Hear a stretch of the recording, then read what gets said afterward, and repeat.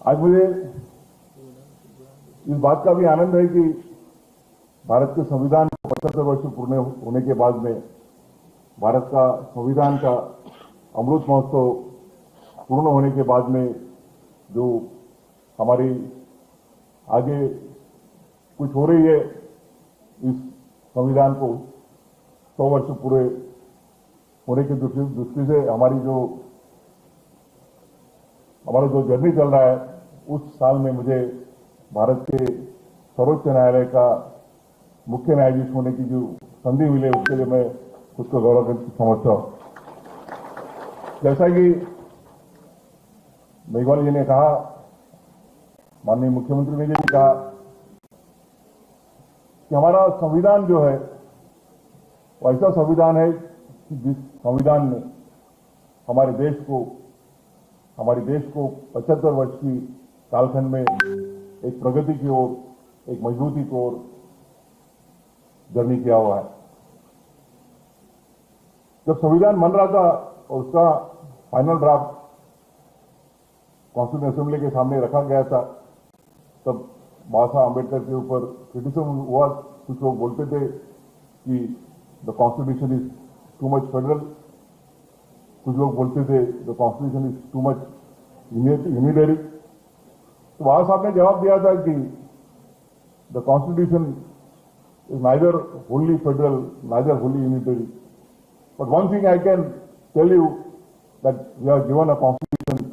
which will keep India united and strong both in times of peace and war. आज हम देखते हैं कि हमारे आजू बाजू के जो इर्द के जो देश है,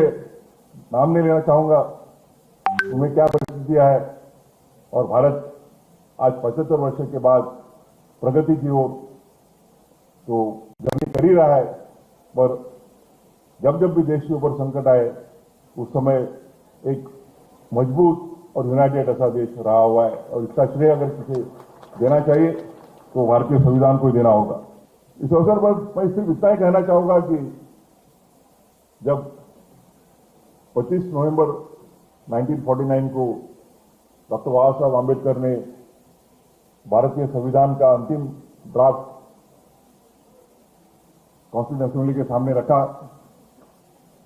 उस समय उन्होंने जो भाषण दिया, जो डिबेट हुआ था, वो डिबेट को जो रिप्लाई दिया, और हमारी दिशा को, हमारे देश को एक दिशा देने वाला एक संबोधन था। उन्होंने उस समय कहा था कि आज हम 1 वोट, 1 पर्सन, 1 वोट और 1 वैल्यू, इसके तहत इस देश में पॉलिटिकल इक्वालिटी, पॉलिटिकल समानता तो ला रहे, but what about social and economic justice, what about social and economic equality. Baba Saheb ने कहा था कि on a social plane the country is divided into 4 compartments, and such compartments which are so tight that one cannot travel from one compartment to another compartment.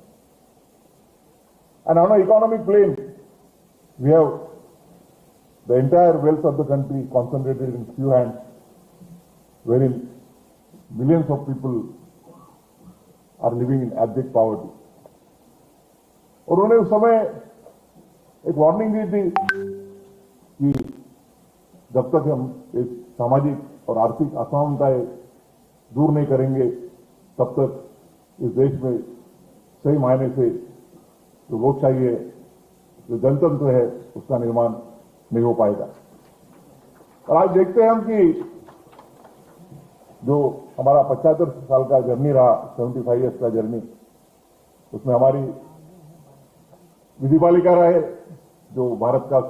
Parliament है, जो राज्य के विधानसभा है, विधान परिषद है, जो कार्यपालिका है, जिसका नेतृत्व हमारे मुख्यमंत्री जी कर रहे हैं, या जो न्यायपालिका है, उन्होंने भारत में राष्ट्रीय समानता के साथ सामाजिक और आर्थिक समानता लाने के लिए बड़ा योगदान दिया है।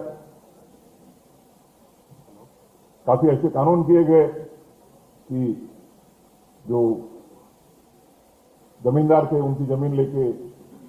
जो लैंडलेस थे उनको दी गई, जो जमीन में खेती करते थे टेनेंट्स थे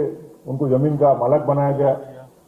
ऐसे अनेक कानून है कि जिनमें जो इस देश का वर्किंग क्लास है, लेबर क्लास, उसके हित में कार्य किए गए। और जब जब इन कानूनों को चैलेंज किया गया, 73 के पहले सुप्रीम कोर्ट का जो व्यू था वो ये था कि फंडामेंटल राइट जब कभी हमारे मौलिक अधिकार है, फंडामेंटल राइट और डायरेक्टिव प्रिंसिपल्स है, मार्गदर्शक विषय, उनमें जब भी कॉन्फ्लिक्ट आएगा तो fundamental right will prevail upon the directive principles, and the directive principles will have to give away to fundamental rights.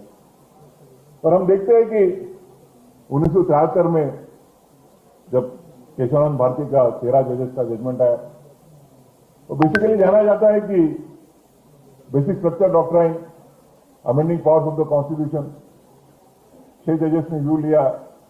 कि amending powers of the parliament to amend the constitution are unlimited. दूसरे 6 जजेस ने view लिया कि the amending powers of the constitution are limited and restricted. परंतु जो 13वें जज थे जस्टिस HR खन्ना, उन्होंने व्यू लिया कि parliament has a power to amend the constitution, and for that it can also amend the fundamental rights, but it does not have power to amend the basic structure of the constitution. तो हम देखते हैं कि amending powers of the parliament के ऊपर 6 जज एक बाजू में, 6 जज दूसरे बाजू में, और जो इन जस्टिस खन्ना का व्यू था उसे हम आज बेसिक स्ट्रक्चर डॉक्ट्राइन को 13 जजेस का व्यू मानते हैं। वो जजमेंट एक अन्य कारण के लिए भी महत्वपूर्ण है कि उसके पहले जो कॉन्फ्लिक्ट था डायरेक्ट प्रिंसिपल्स और फंडामेंटल राइट्स, उसको विराम दिया गया और 13 जजेस ने व्यू लिया कि direct principles and fundamental rights together only at the soul of the constitution. They are like two wheels of the golden chariot of the constitution. You span one wheel, the efficacy of the other wheel comes to a standstill, and the entire chariot comes to a standstill. दोनों समान है, दोनों एक जो सुवर्ण रथ है भारतीय संविधान का, उसके 2 पहिए होते, जैसे एक को आप रुकाओ तो पूरा जो रथ है वो पूरा रुक जाएगा। और इस 73 के बाद में हमारी उसको वो जजमेंट को 2 साल पहले 50 साल पूरे हो गए। आज भी इस देश के संविधान का जो जर्नी हुआ उसके सबसे बड़ा माइलस्टोन आज हम केशवानंद भारती को मानते हैं। और उस साथ इस देश